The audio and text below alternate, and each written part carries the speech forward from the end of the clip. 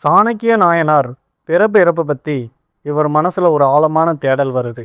அதனால் காஞ்சிபுரம் வந்து புத்த துறவியாக மாறி புத்த மத நூல்கள் முழுசாக படித்தார்.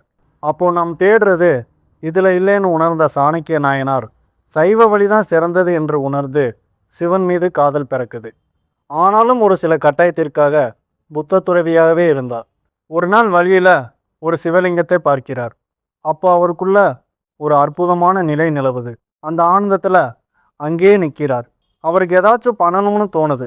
ஏதோ ஒரு நினப்பில் பக்கத்தில் இருக்கிற கல்லை தூக்கி சிவன் மேலே வீசுறாரு.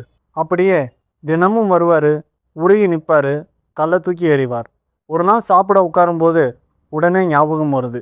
இன்னைக்கு கல்லை தூக்கி எறியலேன்னு ஓடி வராரு. ஒரு கல்லை எடுத்து பெரும் காதலுடன் சிவனை நோக்கி எறிகிறார். அவரோட களங்கமில்லாத அன்பிற்காக சிவன் பார்வதியோட காட்சி தந்து அவருக்கு முக்தி கொடுப்பார். கால் எடுத்து வச்சாலும் சரி, கல்லே எறிஞ்சாலும் சரி, சிவன் பார்ப்பது என்னமோ குழந்தைத்தனமான பக்தியை மட்டும்தான்.